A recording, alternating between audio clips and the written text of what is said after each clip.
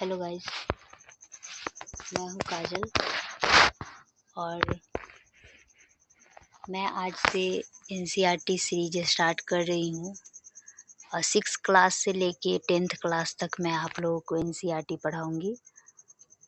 और आज मैं आप लोगों के लिए साइंस का एनसीईआरटी का सीरीज लेके आई हूँ। चैप्टर 1 है जिसका नाम है भोजन के घटक। देख सकते हैं भोजन के घटक।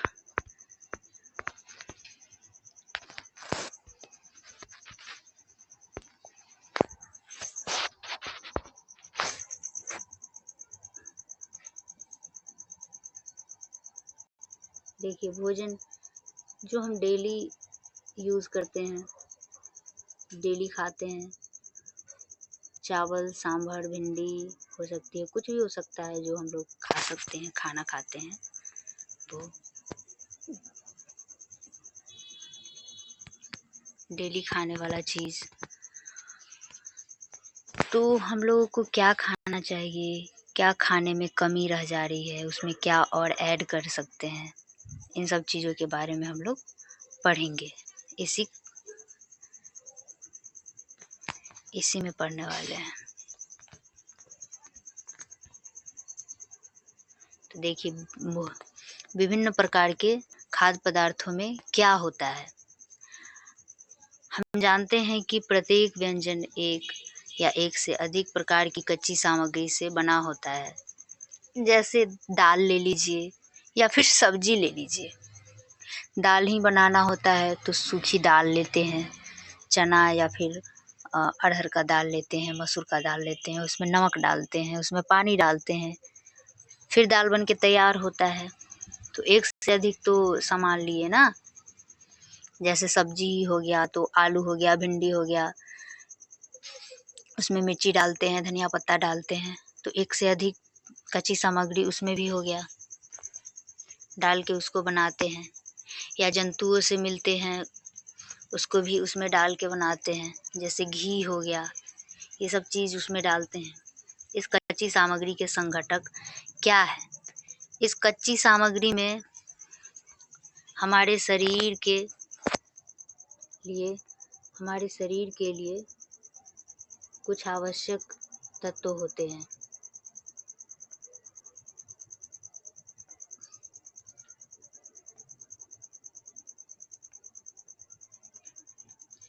जैसे पोषक तत्व हो गए, तो पोषक तत्व किसको बोलेंगे?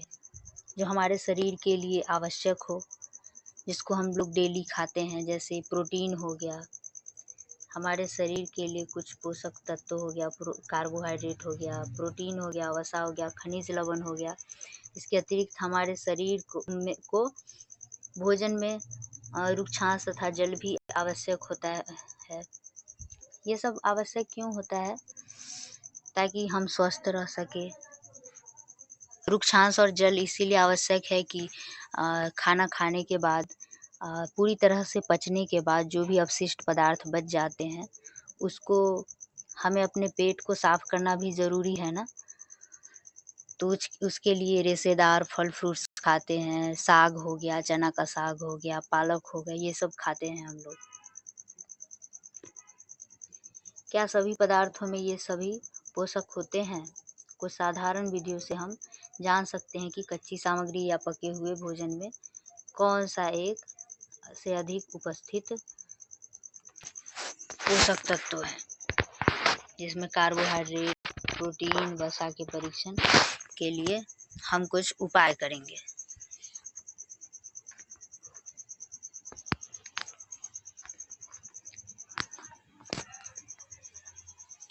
ये देखिए, हम लोग कैसे जांचेंगे कि किसमें कार्बोहाइड्रेट है, किसमें वसा है, किसमें प्रोटीन है? उसके लिए कुछ प्रखनली लेंगे, उसमें कुछ सामान लेंगे, कुछ प्रोडक्ट्स लेंगे, ताकि हम जांच सके कि किसमें क्या है। देखिए, कार्बोहाइड्रेट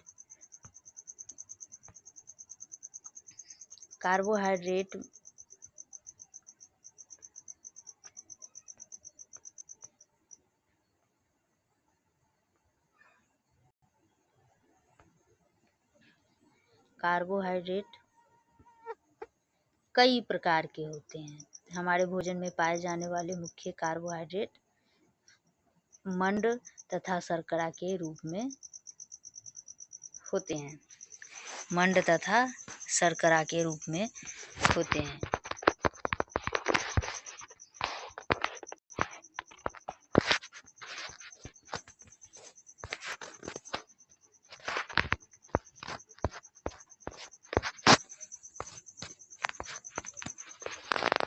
मंड तथा शर्करा के रूप में होते हैं। यदि किसी खाद्य पदार्थ में मंड है तो हम इसका आसानी से परीक्षण कर सकते हैं। देखिए, अब मंड का कैसे परीक्षण करेंगे, उसके लिए कुछ सामान की आवश्यकता होगी। उसमें क्या क्या हमें ज़रूरत होगी वो देखते हैं।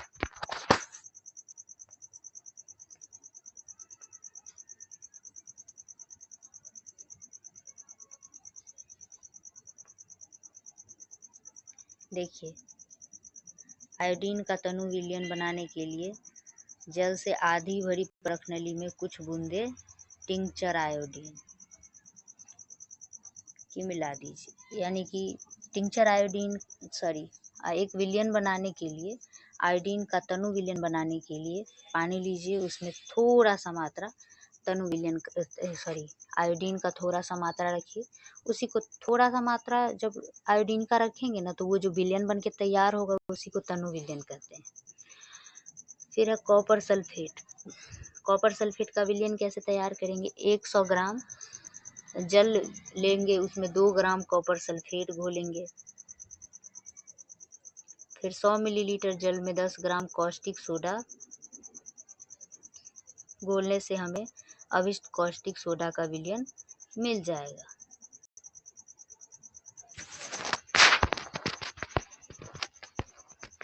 अब इसका हम लोग परीक्षण करेंगे। मंड के लिए परीक्षण कैसे करेंगे? कोई भी कच्ची सामग्री ले सकते हैं अल्प मात्रा में। इसमें तनु आयोडीन विलयन की 2 से 3 बूंदे डालिए। कोई भी खाद्य पदार्थ लीजिए, जैसे मांड हो गया, चावल का मांड, और आलू हो गया, कच्चा आलू लीजिए, उसको कूच लीजिए। कूच के और उसके ऊपर तनु आयोडीन विलयन की 2 से 3 बूंद डालिए। उसका कलर नीला काला रंग हो जाएगा। उसका कलर कैसा हो जाएगा? नीले काले रंग का हो जाएगा। देखिए, नीला काला रंग का मंड का कलर, मतलब उस सामान का रंग नीला काला रंग हो जाएगा। तो हम लोग पहचान लेंगे कि उसमें मंड की उपस्थिति है।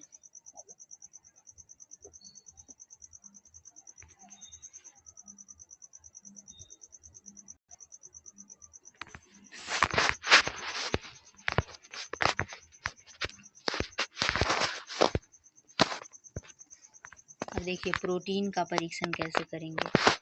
प्रोटीन का परीक्षण करने के लिए ये उसी तरह करेंगे। कोई भी खाद्य पदार्थ लेंगे, जैसे सूखा दाल हो गया। सूखा दाल को कूट लीजिए, उसका पेस्ट बना लीजिए, और उसमें थोड़ा सा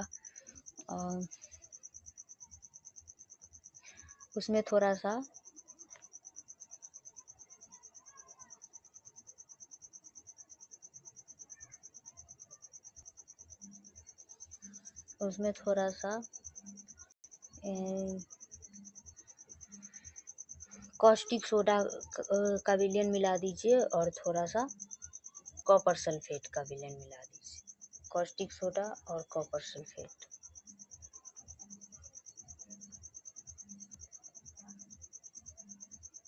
कॉस्टिक सोडा और 2 बूंद कॉपर सल्फेट।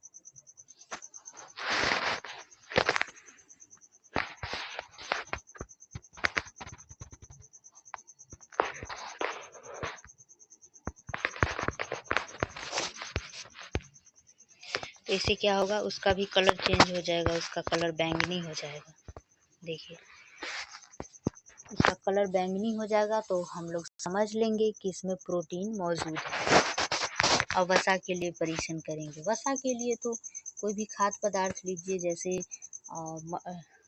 जैसे बादाम हो गया या फिर अरंडी हो गया, जिसमें आपको लगता है कि ऑयल निकल सकता है, सरसों हो गया, उसको लेके कूच लीजिए और उसके बाद एक पेपर लीजिए, पेपर में लपेट के थोड़ा दबाइए हाथ से।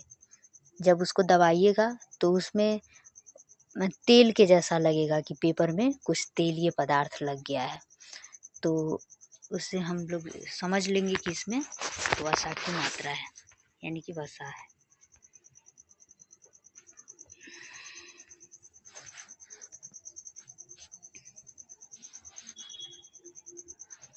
देखिए, हमने 3 पोषकों कार्बोहाइड्रेट, प्रोटीन, वसा के लिए खाद्य पदार्थों का परीक्षण किया। विटामिन तथा खनिज लवण जैसे अन्य पोषक भी हमारे शरीर के लिए आवश्यक है। अब उनको भी हम लोग देखेंगे। विभिन्न पोषक हमारे शरीर के लिए क्या करते हैं? कार्बोहाइड्रेट मुख्य रूप से हमारे शरीर को ऊर्जा प्रदान करते हैं। कार्बोहाइड्रेट क्या करते हैं? ऊर्जा प्रदान करते हैं, हमारे शरीर को ऊर्जा प्रदान करते हैं। वसा से भी ऊर्जा मिलती है। वास्तविकता यह है कि कार्बोहाइड्रेट की तुलना में वसा की समान मात्रा से हमें अधिक ऊर्जा प्राप्त होती है। यानी कि वसा से जो हमें ऊर्जा मिलती है वो इंस्टेंट एनर्जी नहीं मिलती है। कार्बोहाइड्रेट तो खाते हैं, थोड़ी देर बाद हमें एनर्जी मिलने लगती है। या फिर फल फ्रूट्स खाते हैं तो उसमें भी फल फ्रूट्स में भी विटामिन्स होते हैं, कार्बोहाइड्रेट भी होते हैं, तो उसको खाने से तुरंत लगता है कि एनर्जी आ गया शरीर में, ऊर्जा से भरपूर हो गए। लेकिन वसा जब खाते हैं, जैसे हम लोग घी पी लेंगे तो वो घी हमको अभी ये थोड़ी दे देगा एनर्जी, वो स्टोर रहेगा, कल एनर्जी आएगा या फिर कुछ घंटों के बाद एनर्जी आएगा। जब हम लोग फास्टिंग करते हैं तो आपको लगता है कि जब हम लोग फास्टिंग करते हैं तो उस दिन तो कुछ खाते नहीं हैं, तो एनर्जी कहाँ से आता है? वो जब हम लोग वसा खाते हैं वही एनर्जी स्टोर रहता है एटीपी के रूप में। एटीपी के रूप में जब स्टोर रहता है तो वही एनर्जी उस दिन काम आता है जिस दिन हम लोग फास्टिंग करते हैं। नहीं तो उस दिन बेहोश हो जाएंगे अगर एनर्जी नहीं रहेगा तो, है ना।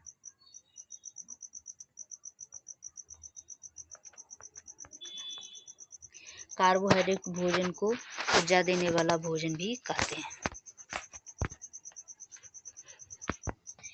यानी कि इंस्टेंट एनर्जी देता है कार्बोहाइड्रेट ही। और अगर आपको 4 दिन बाद 2 दिन बाद एनर्जी चाहिए तो आप लोग घी खाइए और भी कुछ कुछ खाइए जिसमें वसा हो। देखिए, कार्बोहाइड्रेट युक्त भोजन जिसमें गेहूं में कार्बोहाइड्रेट होता है, चावल, बाजरा, मक्का, आम, तरबूज, पपीता, गन्ना, आलू, शकरकंद यानी कि अलुआ, ईख, इन सब चीज़ों में कार्बोहाइड्रेट होता है। वनस्पति से प्राप्त जो भी चीज़ है उसमें भी कार्बोहाइड्रेट होता है, जैसे मूंगफली हो गया, मूंगफली का तेल हो गया, गिरी का तेल हो गया और तिल का तेल हो गया, इन सब चीज़ों में भी कार्बोहाइड्रेट होता है। फिर हो गया मांस, मछली, अंडा, मक्खन, दूध, घी, इन सब चीज़ में भी कार्बोहाइड्रेट होते हैं। ये देखिए, ये प्रोटीन किन किन चीज़ों में मिलते हैं। प्रोटीन जिन चीज़ों में मिलते हैं वो है चना, मूंग, तुअर का दाल यानी कि अरहर का दाल, राजमा, मटर, इन सब चीज़ों में प्रोटीन मिलता है। वो तो पौधे से प्राप्त चीज़ हो गया। अब जंतु से प्राप्त कौन कौन सा चीज़ है जिसमें प्रोटीन मिलता है, तो उसमें मांस हो गया, मछली, पनीर, अंडे, दूध, इन सब चीज़ों में प्रोटीन मिलता है। दूध का जब पनीर बना के खाते हैं तो हमें ज़्यादा फ़ायदा करता है कि क्योंकि उसमें ज़्यादा मात्रा में प्रोटीन होता है पनीर में। प्रोटीन की आवश्यकता शरीर की वृद्धि तथा स्वस्थ रहने के लिए होती है। प्रोटीन युक्त भोजन को प्रायः शरीर वर्धक भोजन कहते हैं।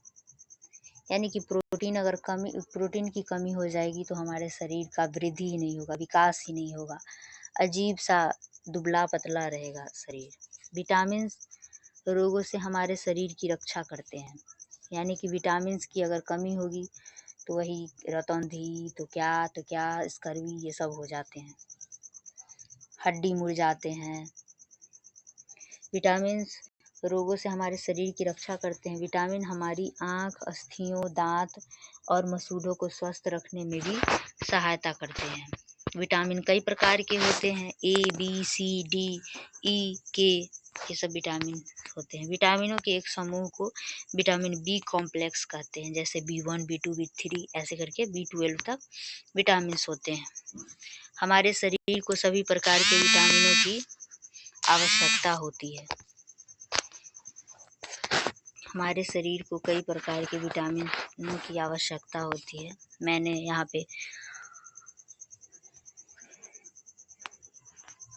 पे वो कर दिया है।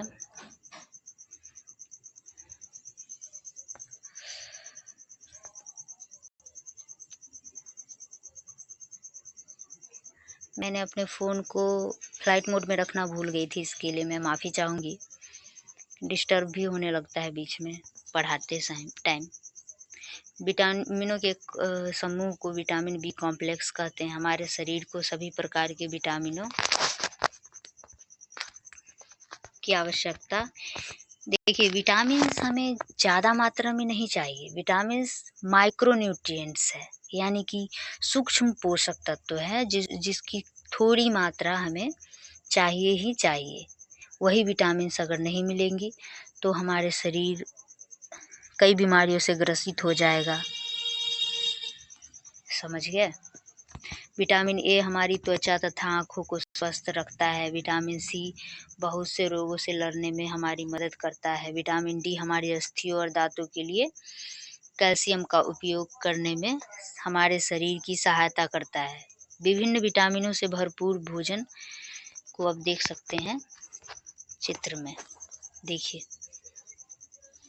पपीता, गाजर, दूध, आम, इन सब चीज़ में विटामिन ए होते हैं।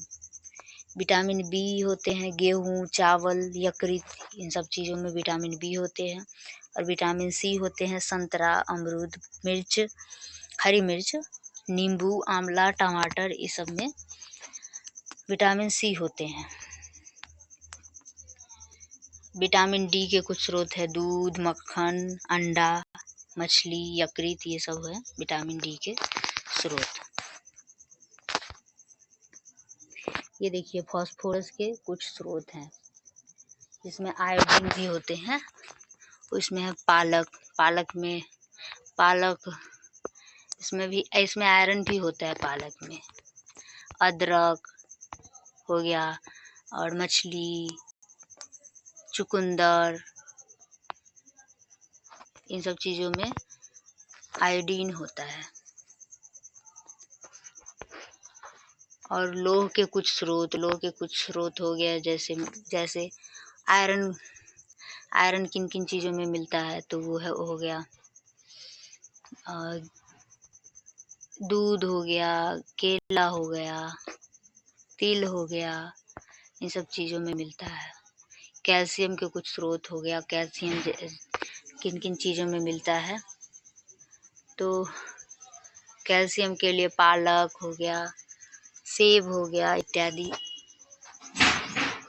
कुछ खनिज लवणों के स्रोत, अंडा, दूध, ये सब खनिज लवण इन सब चीज़ में होते हैं। देखिए, हमारा शरीर भी सूर्य के प्रकाश की उपस्थिति से विटामिन डी बनाता है। यानी कि सूर्य के प्रकाश में कुछ न कुछ देर तो रहना ही चाहिए हर किसी को।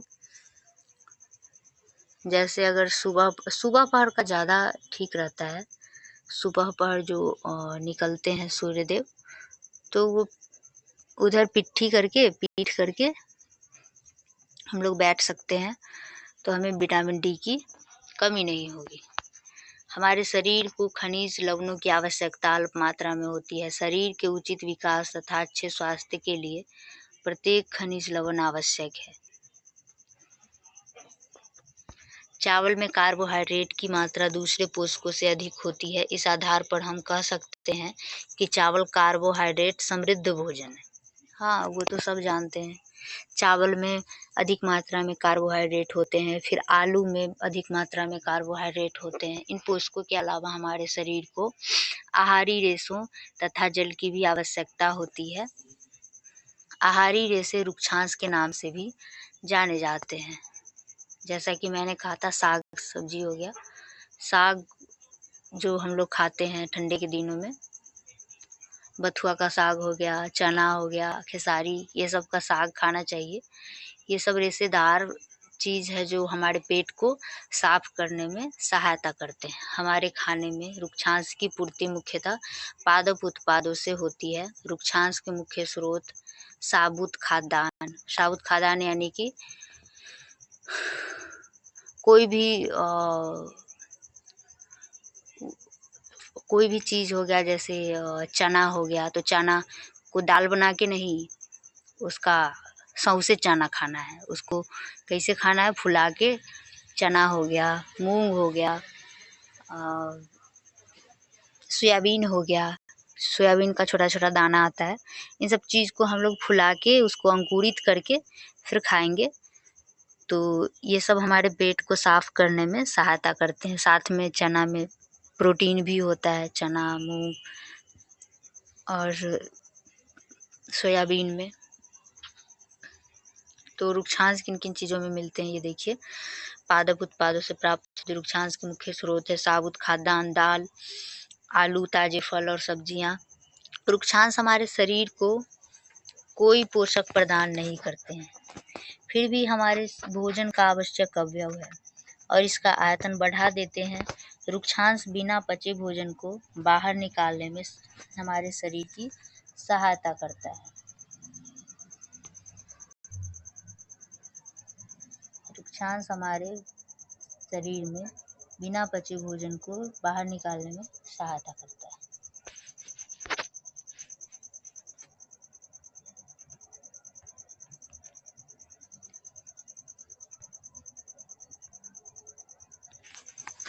जल भोजन में उपस्थित पोषकों को अवशोषित करने में हमारे शरीर की सहायता करता है। यह कुछ अपशिष्ट पदार्थों जैसे कि मूत्र तथा पसीने को शरीर से बाहर निकालने में सहायता करता है। सामान्यतः हमारे शरीर को जितने जल की आवश्यकता होती है वह हमें उन वस्तुओं से प्राप्त होते हैं जिन्हें हम द्रव के रूप में लेते हैं, जैसे कि जल, दूध, चाय आदि। इसके अतिरिक्त हम जो भोजन पकाते हैं उसमें भी तो पानी का प्रयोग करते हैं।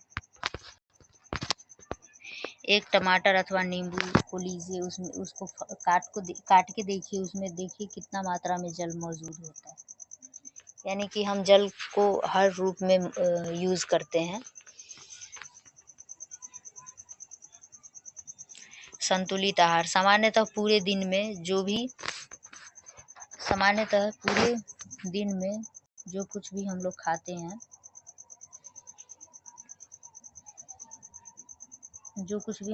हैं, उसे आहार कहते हैं। अगर आपसे पूछा जाए कि आहार किसे कहते हैं, जो हम लोग पूरे दिन में खाते हैं उसी को तो आहार कहते हैं। हमारे शरीर की वृद्धि और अच्छे स्वास्थ्य को बनाए रखने के लिए हमारे आहार में वे सभी पोषक तत्व उचित मात्रा में होने चाहिए जिनकी हमारे शरीर को आवश्यकता है। कोई भी पोषक तत्व न आवश्यकता से अधिक हो और न ही कम हो, यानी कि अगर ज़्यादा नहीं है तो कम भी नहीं होना चाहिए। उसकी कमी से कई प्रकार के रोग हो जाते हैं। हमारे आहार में पर्याप्त मात्रा में रुक्षांश तथा जल भी होना चाहिए। इस प्रकार के आहार को संतुलित आहार कहते हैं। संतुलित आहार तभी कह पाएंगे जब उसमें किसी भी चीज़ की कमी ना हो, जैसे सलाद हो गया, पनीर हो गया, विटामिन्स हो गए। विटामिन्स जैसे फल फ्रूट्स डेली कुछ ना कुछ खाते रहिए। ज़रूरी नहीं है कि हमें महंगे चीज़ ही खाना चाहिए, और सस्ता चीज़ खा के भी हम अपने स्वास्थ्य को सही रख सकते हैं, हेल्दी रह सकते हैं हम लोग। जैसे चना हो गया, मूंग हो गया, बादाम हो गया, बादाम यानी कि मूंगफली, मूंगफली हो गया, ये सब अपने घर में रखिए, खाइए। चना का सत्तू हो गया, गुड़ हो गया, गुड़ में आयरन होता है, तो ये सब हम लोग डेली खा सकते हैं। डेली जब खाएंगे तो किसी भी चीज़ की कमी नहीं रहेगी। सलाद हो गया, दाल दाल डेली खाइए, दाल में प्रोटीन होता है। दूध हो गया, दूध में कैल्शियम भी होता है, विटामिन डी भी होता है, दूध में प्रोटीन भी होता है। पनीर बना के दूध का खाइए, ये सब खा ये सब ज़्यादा महंगा चीज़ नहीं है। ये नहीं कि हम काजू किशमिश ही खाएं, बजट नहीं है तो कोई बात नहीं, वो सब चीज़ को अवॉइड भी कर सकते हैं। और जितना चीज़ मैंने कहा वो खा सकते हैं।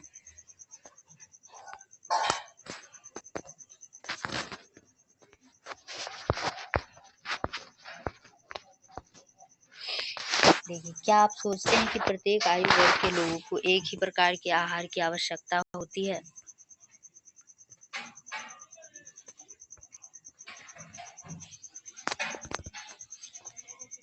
आवश्यक होती है। क्या आप यह भी सोच सकते हैं कि हमारा संतुलित आहार हमारे शारीरिक कार्य पर निर्भर करता है? एक सप्ताह की अवधि में आप जो भी खाते हैं उसका एक चार्ट तैयार कीजिए। जांच कीजिए कि प्रतिदिन जो भोजन आप करते हैं क्या उसमें सभी पोषक तत्व उपस्थित हैं। यानी कि आप जो भी डेली खाते हैं भोजन, उसमें क्या सभी चीज़ खाते हैं। कम से कम प्रोटीन वसा डेली तो होना ही चाहिए। प्रोटीन, कार्बोहाइड्रेट्स, ये सब आप डेली खाएंगे तभी स्वस्थ रहेंगे। विटामिन, दालें, मूंगफली, सोयाबीन, अंकुरित बीज, किण्वित भोजन। किण्वित भोजन में हो गया जैसे मिस्सी रोटी, थेपला, अनाज, डोसा, इडली, ये सब किण्वित भोजन हो गया। केला, पालक, सत्तू, गुड़, ये सब देख देख रहे हैं, ज़्यादा महंगा चीज़ नहीं। बुक एनसीईआरटी बुक में भी ज़्यादा महंगा चीज़ नहीं दिया है। वही चीज़ बताया गया है जो सभी को उपलब्ध हो सकते हैं आसानी से, कम बजट में। इसी प्रकार के अन्य भोजन कई पोषक उपलब्ध कराते हैं, इसीलिए कोई व्यक्ति अल्प व्यय में भी, अल्प व्यय का मतलब कम बजट में भी संतुलित आहार खा सकता है। उचित प्रकार का भोजन करना ही पर्याप्त नहीं है, इसे उचित तरीके से पकाना भी चाहिए ताकि इसके पोषक तत्व नष्ट न हो। क्या आप जानते हैं कि पकाते समय कुछ पोषक तत्व नष्ट हो जाते हैं? छिलका उतार कर यदि सब्जियां और फलों को धोया जाए तो यह संभव है उनके कुछ विटामिन नष्ट हो जाएं। सब्जियों और फलों की त्वचा में कई महत्वपूर्ण विटामिन होते हैं तथा खनिज लवण होते हैं। चावल और दालों को बार बार धोने से उनमें उपस्थित विटामिन और कुछ खनिज लवण अलग हो जाते हैं। यानी कि जब देखिए, जब हम लोग नॉर्मली सबके घर में ऐसा होता है कि हमारी मम्मी लोग जब सब्जियां काटती है तो जैसे आलू हो गया, तो आलू का अगर छिलका उतारना होता है तो पहले उसको छिलका उतार के काट के उसके बाद धोती है। तो इससे क्या होगा कि वो आलू का तो वो पूरा पोषक तत्व है वो तो धुल गया। वो भी एक पानी से नहीं, कई पानी से धोना पड़ता है क्योंकि आलू गंदा भी होता है तो उसको कई पानी से धोते हैं। तो समझिए कि उसमें से सारा पोषक तत्व निकल जाते हैं। कुछ तो धोते टाइम निकल गए, कुछ पकाते टाइम निकल गए। और जैसे चावल दाल हो गया, तो चावल दाल बनाते टाइम चावल को धोइए अच्छे से, ठीक है, अच्छे से धोइए, लेकिन ओवर मत धो दीजिए, ज़्यादा मत धो दीजिए दाल को या फिर चावल को कि उसका पोषक तत्व ही खत्म हो जाए, धुल जाए। तो फिर आप क्या खाइएगा? सिर्फ वो बचा हुआ पार्ट। हाँ, फिर हम सभी जानते हैं कि पकाने से भोजन का स्वाद बढ़ता है तथा इसे पचाने में आसानी होती है। इसके साथ साथ पकाने में कुछ पोषक तत्वों की हानि भी हो सकती है। यदि भोजन पकाने में अत्यधिक जल का उपयोग किया जाता है और बाद में उसे फेंक दिया जाता है तो कई लाभदायक प्रोटीन तथा खनिज लवण की हानि हो जाती है, होती ही है।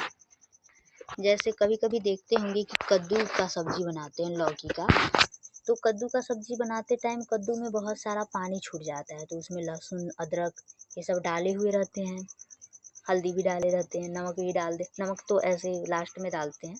लेकिन अगर नमक डालने से पहले उसमें हल्दी डाल दिए, लहसुन डाल दिए, अदरक डाल दिए। उसके बाद ज़्यादा देखते हैं कि पानी छूट गया उसमें, ज़्यादा रस हो गया, तो उसमें से फिर कलछुल से या कटोरा से निकाल के उसको फेंक देते हैं। तो सिर्फ आप क्या खा रहे हैं, सिर्फ बचा हुआ वो कुछ नहीं है, बचा हुआ पार्ट कुछ नहीं है, सारा आप उसका पोषक तत्व तो फेंक दिए। तो ऐसा नहीं करना है। जो भी पानी छूट रहा है उसको सुखा लीजिए, उसमें पानी को जलने दीजिए, फिर लास्ट में नमक डाल के फिर उसको निकाल लीजिए सब्जी को। उसको फेंकना नहीं है, नहीं तो वो सारा पोषक तत्व नष्ट हो जाएगा, यानी कि उसको आप फेंक देंगे, फिर कोई फ़ायदा का नहीं है वो। पकाने में विटामिन सी आसानी से गर्मी से नष्ट हो जाता है। क्या यह उचित नहीं होगा कि हम अपने आहार में फल और कच्ची सब्जियों को सम्मिलित करें? हाँ, जैसे विटामिन सी जो है वो जल्दी नष्ट हो जाता है, तो कुछ चीज़ तो सब्जियों में, जैसे कोई भी चीज़ का सब्जी बनाते हैं तो पकाते हैं उसको, खाने से पहले कुक करते हैं उसको, तो कुक करते टाइम बहुत सारा चीज़, बहुत सारा विटामिन हो गया उसमें, जो भी पोषक तत्व है उसमें सब तो नष्ट हो गया, बस कुछ मात्रा में ही बचे होते हैं। इसीलिए बोला जाता है कि कुछ कच्चा चीज़ भी ऐड कीजिए अपने खाने में। जैसे सलाद हो गया, सलाद में चुकंदर हो गया, चुकंदर, टमाटर, मूली, गाजर, प्याज, खीरा, ककड़ी, ये सब ऐड करके हम लोग कच्चा खाते हैं। कच्चा क्यों खाते हैं? कच्चा खाने से उसमें जो भी चीज़ मौजूद होता है, जो भी पोषक तत्व मौजूद होता है, वो डायरेक्ट हम लोग खाते हैं। उसको कोई कॉम्प्रोमाइज़ उसमें नहीं किया जाता है, यानी कि उसको फेंका नहीं जाता है पका के। देखिए, बूझों ने सोचा कि हर समय वसायुक्त खाना ही सर्वोत्तम भोजन है। एक कटोरी कार्बोहाइड्रेट युक्त भोजन की अपेक्षा एक कटोरी वसायुक्त भोजन अधिक ऊर्जा देगा। क्या ऐसा नहीं होता? अतः उसने तली हुई चीज़ें, समोसा, पूरी मलाई, रबड़ी, पेड़ा आदि प्रचुर वसायुक्त भोजन ही खाया और इसके अलावा कुछ नहीं खाया। तो क्या होगा? वसा युक्त खाने से तो मोटापा बढ़ता है, और मोटापा बढ़ता है तो बहुत तरह के रोग उत्पन्न होते हैं। सिर्फ वसा खाने से कुछ नहीं होता है। कोई भी चीज़ का लिमिट होता है। अनलिमिटेड कोई चीज़ खाओगे तो वो फ़ायदा नहीं, नुकसान ही करता है। ये देखो कैसे बन गया है गोपू तोपू।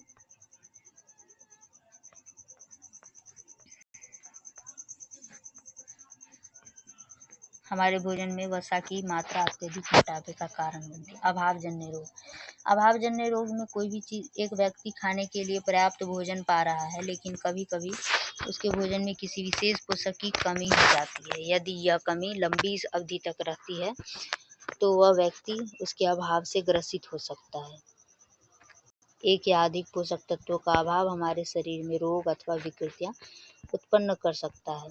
वे रोग जो लंबी अवधि तक पोषकों के अभाव के कारण होते हैं, उन्हें अभावजन्य रोग कहते हैं। जैसे जैसे देख लीजिए, कोई है जो अपना पैसा बचाने के चक्कर में सिर्फ नमक रोटी खा रहा है, या फिर सिर्फ रोटी सब्जी खा रहा है, ना दूध खा रहा है, ना दाल खा रहा है, न विटामिन ले रहा है, यानी कि न फल फ्रूट्स खा रहा है, कुछ भी खा ही नहीं रहा, तो उसको क्या नहीं होगा? हर चीज़ होगा। उसको आँख में प्रॉब्लम आएगा, यानी कि आँख में रतौंधी हो जाता है, या फिर आँख से रिलेटेड बहुत सारा प्रॉब्लम इशू खड़ा हो जाता है। विटामिन सी नहीं लेने से विटामिन सी स्कर्वी हो जाता है, यानी कि मसूड़ों से खून वून आने लगता है। अनेक तरह की विकृतियाँ उत्पन्न हो जाती है। तो जिस पोषक तत्वों से हमें विकृतियाँ उत्पन्न होती है तो उसको क्या बोलते हैं? अभावजन्य रोग। यानी कि इसके अभाव में, कोई भी पोषक तत्वों के अभाव में ये रोग उत्पन्न हो गया तो उसको अभावजन्य रोग कहेंगे। यदि कोई व्यक्ति अपने भोजन में पर्याप्त प्रोटीन नहीं ले रहा है तो उसे कुछ रोग हो सकता है, जैसे वृद्धि का अवरुद्ध होना, चेहरे पर सूजन, बालों के रंग का उड़ना, त्वचा की बीमारियां और पेचिश आदि। यदि प्रोटीन तथा कार्बोहाइड्रेट दोनों ही किसी व्यक्ति के आहार से लंबे समय तक अनुपस्थित रहे तो उसकी वृद्धि पूरी तरह अवरुद्ध हो जाएगी। ऐसा व्यक्ति बहुत दुबला पतला हो जाएगा, वह इतना दुर्बल हो जाएगा कि चलने में भी असमर्थ हो जाएगा। विभिन्न विटामिन और खनिज लवणों के अभाव से अनेक रोग उत्पन्न हो सकते हैं। ये देखिए, विटामिन की कमी से रोग उत्पन्न हुए हैं। देखिए, विटामिन ए की कमी से दृष्टिहीनता, यानी कि आँख से कम दिखाई देना, आँख जनित रोग। विटामिन बी1 की कमी से बेरी-बेरी नामक बीमारी, दुर्बल पेशियां और काम करने की ऊर्जा में कमी। विटामिन सी की कमी से स्कर्वी, मसूड़ों से खून निकलना, घाव बढ़ने में अधिक समय का लगना। विटामिन डी की कमी से रिकेट्स, यानी कि अस्थियों का मुलायम होकर मुड़ जाना। कैल्शियम की कमी से अस्थियां और दंत क्षय होता है, कमजोर अस्थियां और दंत क्षय होता है। आयोडीन की कमी से घेंघा रोग होता है, जो गर्दन में होता है। लोह की कमी से क्या होता है? एनीमिया। आयरन की कमी से क्या होता है? एनीमिया। ये हुई आपका चैप्टर समाप्त और हम लेते हैं आपसे विदा। अब मिलेंगे नेक्स्ट चैप्टर में, जो कि 6 क्लास का ही एनसीईआरटी का नेक्स्ट चैप्टर 2 होगा। इसी तरह से हम